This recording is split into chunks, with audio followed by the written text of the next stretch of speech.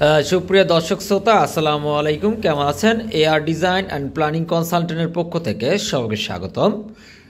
আজ আমরা নতুন একটি বিষয় শিখব। সেটি হচ্ছে, আমরা যখন একটি কলমের ভার্টিক্যাল কলমের রিং সাজাতে যাই বা রড দিতে চাই, তখন আমরা কি সূত্র ব্যবহার করব এবং কোথায় কিভাবে দিব রিংগুলো এবং রডগুলো, সেই বিষয় নিয়ে আমরা আজকে বিস্তারিত আলোচনা করব। যারা আমাদের এই চ্যানেলটিতে প্রথম, তারা অবশ্যই সাবস্ক্রাইব করে দিবেন এবং আমাদের এই পেজটি ফলো দিয়ে পাশে থাকবেন। লাইক এবং শেয়ার অবশ্যই করে দিবেন। আপনারা দেখতে পাচ্ছেন আমি একটি কলমের শিডিউল দেখাচ্ছি। এটি আমি আপনাদেরকে বলে থাকি, এখানে দেখতে পাচ্ছেন এখানে লেখা আছে ইজিএল। ইজিএল বলতে আমরা সাধারণত বুঝে থাকি এক্সাস্টিং গ্রাউন্ড লেভেল।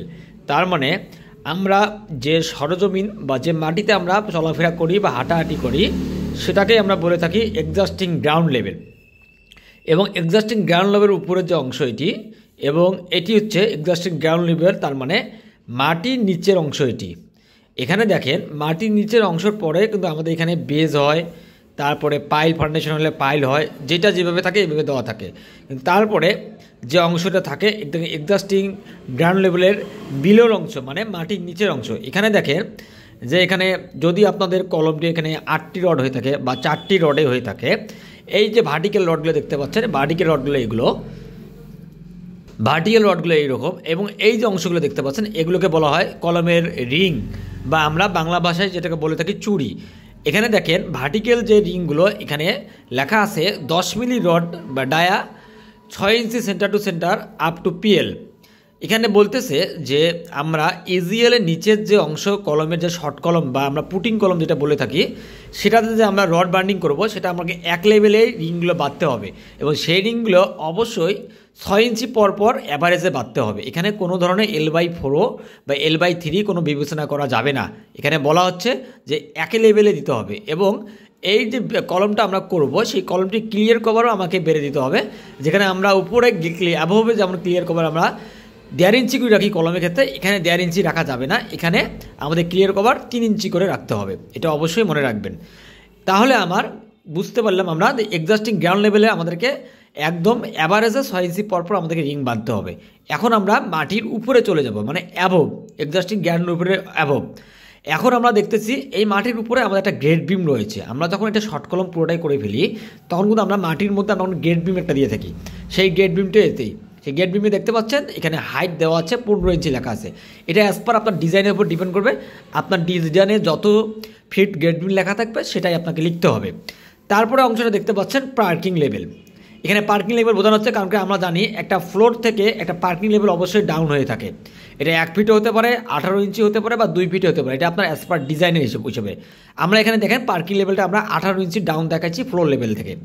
এখন আপনারা পার্কিং লেভেল হওয়ার পরে আপনাদের দেখাচ্ছে যে এটি হচ্ছে আমাদের ফ্লোর লেভেল বা পিএল লেভেল।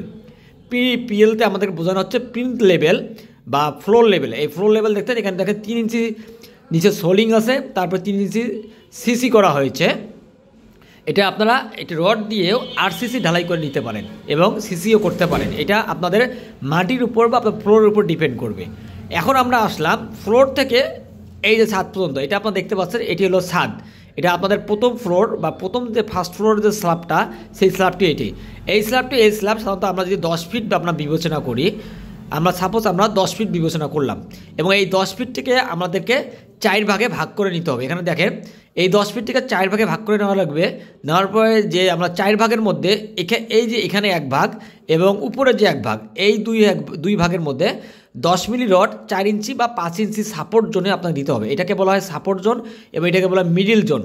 এখানে দেখেন যে সাপোর্ট জোনে আমাদের 10 মিলি রড 5 ইঞ্চি পরপর রয়েছে, এবং উপরে যে সাপোর্ট জোন এখানেও 5 ইঞ্চি পরপর, এবং যে মিডিল জোন যে 2 অংশ রয়েছে, 4 অংশের মধ্যে আমাদের 2 অংশ গেলে আর 2 অংশ থাকে। এই 2 অংশের মধ্যে আপনাকে 10 মিলি রড 7 ইঞ্চি পরপর বাঁধতে হবে। তাহলে আপনারা বুঝতে পারেন কি সাপোর্ট জোনে আমাদের লোড ডিস্ট্রিবিউশন বেশি পড়ে, এবং মাঝখানে বেন্ডিং মোমেন্ট অলওয়েজ 0 থাকে। এই জন্য মাঝখানে আমাদের রিংগুলো অনেক পাতলা করে দেওয়া আছে এবং সাপোর্ট জোনে অনেক ঘন করে দেওয়া আছে।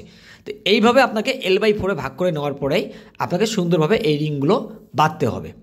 এইভাবে যখন একটি কলমের রিং বাঁধবেন, তখন এটা নির্দিষ্ট এবং সঠিক নিয়মে কলমটি বাঁধা হবে।